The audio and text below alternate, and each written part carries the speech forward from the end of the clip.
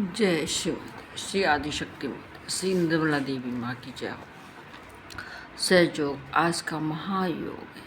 सहयोग में हम श्री आदिशक्ति श्री निर्मला माता का ध्यान करते हैं और उनके सामने बैठकर दिया जलाते हैं। दिया चाहे घी का हो, चाहे तेल का हो, चाहे सरसों का तेल का हो, चाहे तिली के तेल का हो, आप कुछ भी जला सकते हैं। अगर आपके पास कोई भी चीज़ वाला चीज़ आप चाहें जल्दी में मोमबत्ती भी जला सकते हैं। जितनी देर आप बैठे हैं उतनी देर मोमबत्ती जलाएं, फिर उसको बुझा सकते हैं। मतलब मोमबत्ती जला कर भी आप माँ की पूजा कर सकते हैं। श्री माता जी के सामने हम दोनों हाथों को फैलाकर बैठते हैं और उनसे अपनी कुशलता के लिए, अपने कुशल क्षेम के लिए, अपनी परेशानियों के लिए माँ से प्रार्थना करते हैं। हमारे शरीर के अंदर 3 नाड़ियाँ, बाईं नाड़ी, दाईं नाड़ी और मध्य नाड़ी है।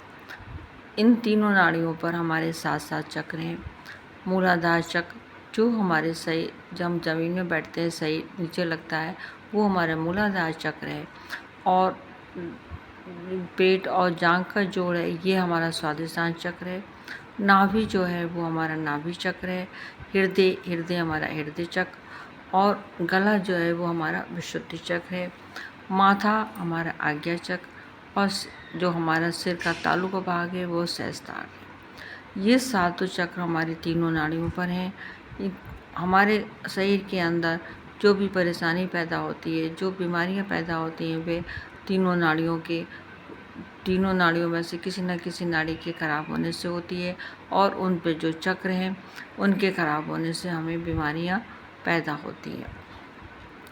जब हमें किसी प्रकार की कोई बीमारी होती है तो हमें उसकी जानकारी होनी चाहिए कि ये बीमारी हमारी नाड़ी के खराब होने से है या हमारे जो चक्र हैं उस चक्रों के खराब होने से हो रही है। तो ये हमको जानकारी होनी चाहिए। ये जानकारी हम श्री माता जी की ने जो हमें क्रियाएं बताई हैं, जो हमें उसको जानने का तरीका बताया है, उसके हिसाब से हम उसको जान सकते हैं और अपनी बीमारियों को दूर कर सकते हैं। आज मैं आपको छोटी छोटी बीमारियों के बारे में बताऊंगी। पेट में दर्द। जब कभी पेट में दर्द होता है तो हमारे नाभि चक्र या भव सागर के खराब होने से होता है। तो जब हमारे पेट में दर्द हो तो हमारा जो नाभि है, बीच में जो हमारे नाभि है, इस नाभि को हम माँ के सामने बैठकर शुद्ध करेंगे। शुद्ध करने का तरीका बहुत सरल है। हम बायां हाथ श्री माता जी के सामने खोल के रखेंगे और सीधे हाथ को हम नाभि पे रखेंगे और श्री माता जी से प्रार्थना करेंगे कि माँ हमारे नाभि चक्र को शुद्ध कर दीजिए। और नाभि के चारों तरफ जो हमारा पेट है, ये हमारा भव सागर है। और हम नाभि चक्र को पहले शुद्ध करेंगे, फिर अपने पेट के चारों तरफ हाथ को घुमाएंगे और माँ से प्रार्थना करेंगे कि माँ हमारे भव सागर को शुद्ध कर दीजिए।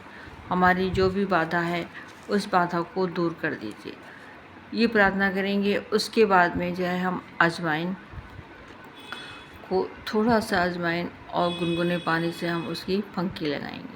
अगर आप अजवाइन नहीं खाना चाहते हैं तो आप मेथी और हींग को थोड़ा थोड़ा, आधा चम्मच मेथी, आधी से कम चम्मच हींग को आप गर्म पानी से, जितना आप गर्म पानी पी सकते हैं उतने गर्म, 1 गिलास गर्म पानी पीना है आपको। उसको मुंह में डालें और 1 गिलास पानी पी लें।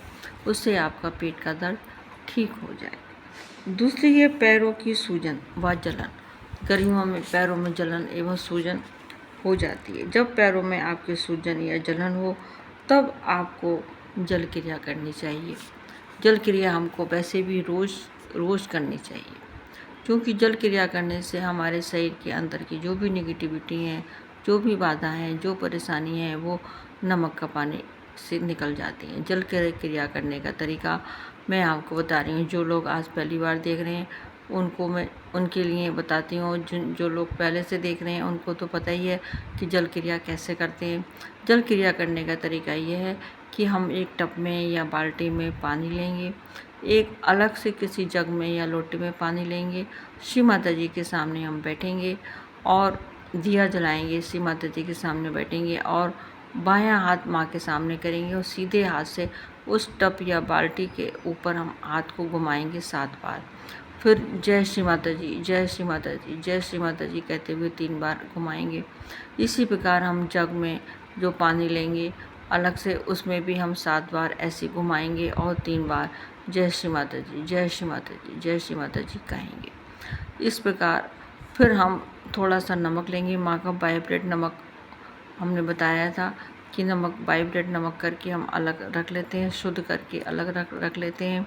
माँ उसको नमक शुद्ध करने का तरीका भी मैंने बताया था कि एक शाम के टाइम जब आप माँ के सामने बैठें तो एक कांच के बर्तन में या स्टील की कटोरी में नमक को रख लें और माँ से प्रार्थना करें कि माँ इस नमक को शुद्ध कर दीजिए। फिर आप अपने उठ जाइए, जब आप बैठना चाहते हैं बैठें, उसके बाद उठें। उठने के बाद उस नमक को ऐसे ही रखा रहने दें। फिर आप सवेरे को जब आप बैठे माँ के सामने तो उस नमक को आप उठा लें और उसको आप किसी डिब्बे में, या कांच का कोई डिब्बा हो उसमें या प्लास्टिक के डिब्बे में भी चल जाएगा, उसमें उस नमक को डालें। उसमें आप थोड़ा सा और नमक भी डाल के उसको अच्छे से मिला लें। वो नमक आपका वाइब्रेट नमक हो जाता है। तो उसी नमक को हम 2 चम्मच उस टब वाले पानी में डालेंगे और उसको खूब मिला लेंगे। मिलाने के बाद हम पहले सीधा पैर माँ के उस टब में रखेंगे, फिर बायां पैर टब में रखेंगे और माँ की तस्वीर की तरफ देखेंगे। दोनों हाथों को खोल के बैठ जाएंगे, माँ की तस्वीर की तरफ देखेंगे। 2 मिनट हमको माँ की तस्वीर की तरफ देखना है और उनसे प्रार्थना करनी है कि मेरी, इससे हमारी दाहिनी नाड़ी शुद्ध होती है।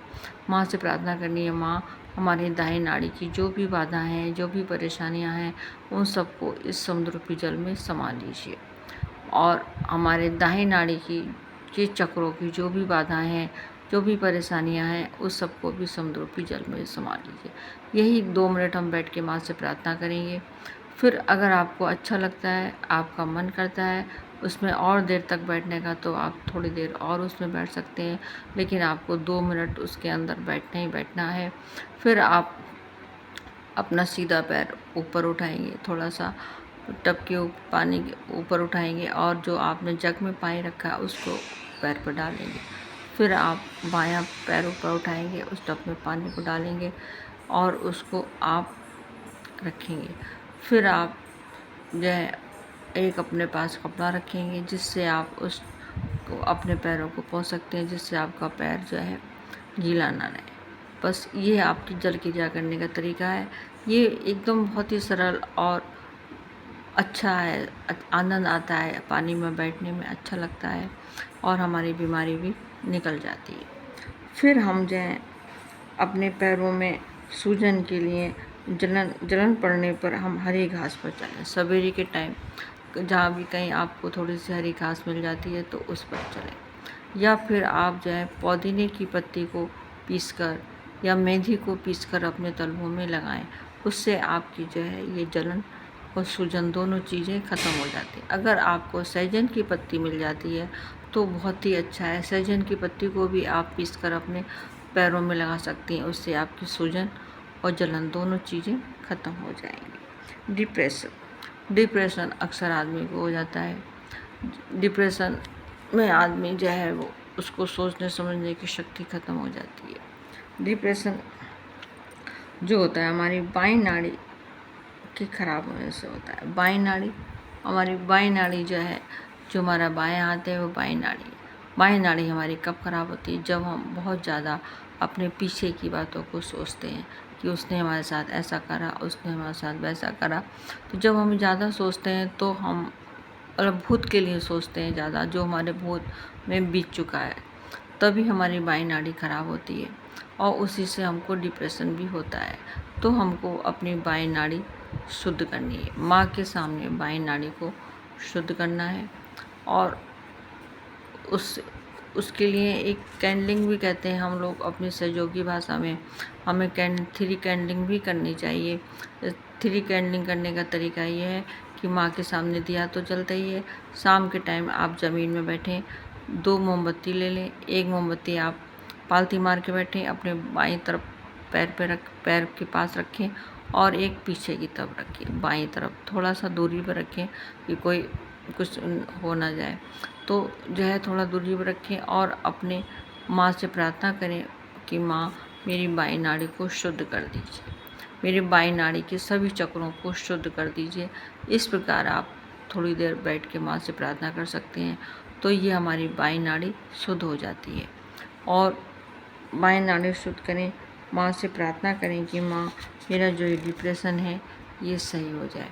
हमको बादाम खाने चाहिए, हमको सेब खाना चाहिए और हमको अखरोट भी खाने चाहिए। इससे भी हमारा डिप्रेशन ख़त्म होता है। और अगर आप इसमें से कोई चीज़ नहीं खा सकते हैं तो आप कच्चा टमाटर खाएं या टमाटर का सूप पिएं, तो इससे भी आपका डिप्रेशन ख़त्म हो जाए। मैं जो बहन भाई मेरा वीडियो लगातार देख रहे हैं, उन बहन भाइयों के लिए मैं उनसे एक बात कहना चाहती हूँ कि मैंने जो आपको बीमारियों के बारे में पिछली बार बताया था, डायबिटीज़ के लिए और अस्थमा के लिए और थायराइड के लिए, इन सब चीज़ों के बारे में जो मैंने आपको बताया है, मैं उसके लिए थोड़ा सा सॉरी बोलना चाहती हूँ, क्योंकि एक चीज़ मैं आपको बताना भूल गई थी कि आप लोग जो भी दवा खा रहे हैं, जो भी दवा खा रहे हैं वो आप दवा खाते रहें। और जब तक डॉक्टर आपको मना ना करे या आप अपना चेकअप ना करा लें, जिनको थायराइड है वो लोग अपना चेकअप करा के, या जिनको बीपी है वो भी अपना चेकअप कराएं, और डायबिटीज़ वाले भी अपना चेकअप करा कर ही उस दवा को, जब डॉक्टर मना करें तभी आप उस दवा को बंद करें। एकदम दवा को बंद ना करें। आयुर्वेद में जो मैंने खाने पीने का तरीका बताया है वो आप खाएं, अपने चक्रों को भी शुद्ध करें, और साथ में जो जो आप दवाई खा रहे हैं वो दवाई आप अवश्य खाते रहें, एकदम से दवाई ना छोड़ें। ये मैं बताना भूल गई थी, इसके लिए मैं आपसे सॉरी, मुझे क्षमा करें। और आगे भी मैं आपको यही बताऊंगी कि जो भी मैं आपको बीमारी बताती हूँ, हो सकता है मैं उस समय आपको ये बात ना बता पाऊँ कि जो भी आप बीमारी मैं आपको बता रही हूँ उस क्रियाओं को भी करें, सहयोगी क्रिया को भी करें, चक्रों को भी शुद्ध करें, और आयुर्वेद में जो खान पान का तरीका है वो भी मैं आपको बताती हूँ वो भी करें, और साथ में जो भी आप दवा खाते हैं उन दवाओं को अवश्य खाएं। बिना डॉक्टर की राय के आप दवा ना छोड़ें। जो लोग नए हैं वो मेरे वीडियो को सब्सक्राइब करें, लाइक करें, शेयर करें, और जो लोग लगातार देख रहे हैं वह लोग भी मेरे वीडियो को लाइक करें, शेयर करें। जय श्री माता दी, श्री आदि शक्ति माता दी, श्री निर्मला देवी माँ की जय हो।